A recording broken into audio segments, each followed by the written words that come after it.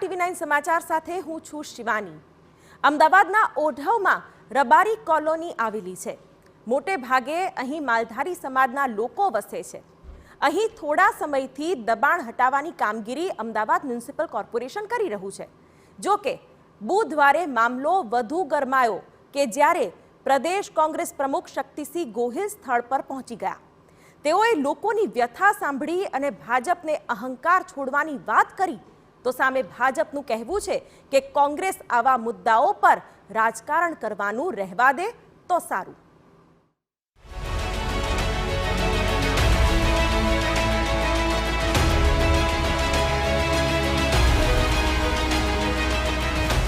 રાજ્યમાં છેલ્લા થોડા દિવસોથી સૌથી વધુ જે મુદ્દો ચર્ચાઈ રહ્યો છે તે દબાણના ડિમોલેશનનો છે।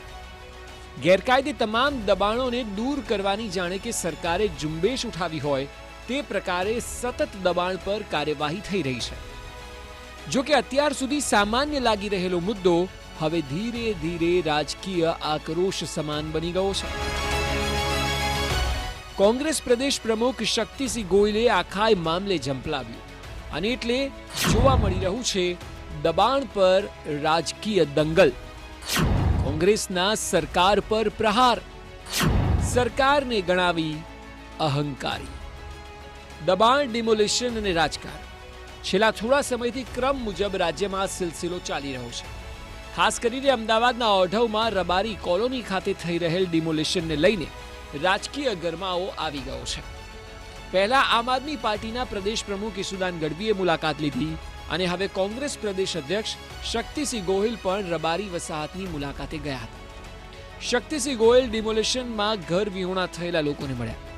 જે દબાણો હટાવાયા તેમાં યુથ કોંગ્રેસના પ્રવક્તાનું ઘર પણ હટાવાયું છે। યુથ કોંગ્રેસ પ્રવક્તાએ પણ રાજકીય કિન્નાખોરીની વાત કરી। ત્યારે શક્તિસિંહ ગોહિલે કહ્યું કે સુપ્રીમ કોર્ટે પોતે કહ્યું છે કે કોઈનું પણ ઘર તૂટવું ન જોઈએ। જો વિકાસના કામમાં કોઈ બાંધકામ હટાવવાનું હોય તો તેની વૈકલ્પિક વ્યવસ્થા કરવી પડે। સરકારે કોઈ પણ નિયમોનું પાલન કર્યું નથી અને કોઈ જ વ્યવસ્થા થઈ નથી। સુપ્રીમ કોર્ટે વારંવાર કહ્યું છે કે કોઈનું પણ આસિયાનો તોડવાનો સરકારને અધિકાર નથી। જો જરૂર છે પબ્લિક ઇન્ટરેસ્ટમાં વિકાસના કામ માટે તો રહેઠાણ તોડતા પહેલા પ્રિન્સિપલ ઓફ નેચરલ જસ્ટિસ, કુદરતી ન્યાયના સિદ્ધાંતનું પાલન કરો।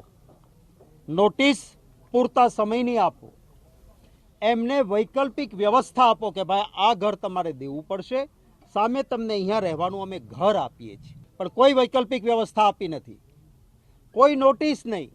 કોઈકને એક દિવસની નોટિસ, કોઈને મૌખિક આવીને લીટો તાણી ગયા કે કાલ અહીંયા બુલડોઝર આવશે, અહીંથી હટી જાજો। શું આ લોકશાહી છે? ભગવાન માફ નહીં કરે તમને, મારે કહેવું છે। ભગવાનના નામે મત લો છો ને તમે, તમને અહીં ભગવાન પણ માફ નહીં કરે। શક્તિસિંહે ભાજપને આડે હાથે લેતા અહંકારી પાર્ટી કહી અને કહ્યું કે લોકોએ આ માટે તમને મત નથી આપ્યા, થોડી માનવતા દાખવો। આંખમાં આંસુ સાથે જ્યારે અહીંયા લોકોએ વાત કરી છે ત્યારે હું વિનંતી કરીશ કે સહેજે માનવતા હોય ને તો મહેરબાની કરીને ક્યાંય ગુજરાતમાં આ ધંધો હવે ના કરતા। હાય ગરીબ કી કદી ન ખાલી જાય, મુએ ઢોર કે ચર્મ સે લોહા ભી ભસ્મ હો જાય। આ ખાઈ જશે તમને। ભારતીય જનતા પાર્ટીને હું કહેવા માંગુ છું કે આટલા વર્ષો સુધી તમને આ માટે લોકોએ મત નથી આપ્યા। લોકોને રડતા કકળતા મૂકીને તમે એના દર્દ ઉપર પાછું મીઠું ભભરાવો છો ને કહો છો કે હજી ચાલશે બુલડોઝર। શરમ આવવી જોઈએ। અમારી પૂરી સહાનુભૂતિ અહીંના લોકોની સાથે છે। તો વળી ભાજપનું કહેવું છે કે આ મુદ્દે અગાઉ નોટિસો અપાઈ જ હતી। કોંગ્રેસ પાસે અધૂરી જાણકારી છે અને અધૂરી જાણકારી પર ખોટે ખોટું રાજકારણ કોંગ્રેસ ન કરે। આ ડિમોલેશન પહેલાં ત્યાંના રહીશોને પૂરતો સમય આપવામાં આવેલો હતો, પૂરી નોટિસ પણ આપવામાં આવેલી હતી અને અગાઉ તેઓ કોર્ટમાં સ્ટે પણ લઈ આવેલા હતા અને ઘણા વર્ષોથી ચાલતી પ્રક્રિયા હતી। અને જે લોકો ત્યાં રહેતા હતા એમને પણ ખબર છે કે અમે અનધિકૃત રીતે ખોટી રીતે સરકારી જગ્યા ઉપર રહીએ છીએ. એટલે કોર્પોરેશન દ્વારા પૂરી ન્યાયિક પ્રક્રિયાથી જ આ ડિમોલિશન કરવામાં આવેલું છે. એટલે કોંગ્રેસને મારે એટલું જ કહેવાનું કે આવા વસ્તુ પર પૂરેપૂરી જાણ સિવાય અને તમને જે વસ્તુની ખબર જ નથી એ વસ્તુના આક્ષેપો કરવાનું મહેરબાની કરીને છોડી દો, કારણ કે આવા મુદ્દા ઉપર રાજકારણ કરવા માટેના બીજા ઘણા મુદ્દા છે.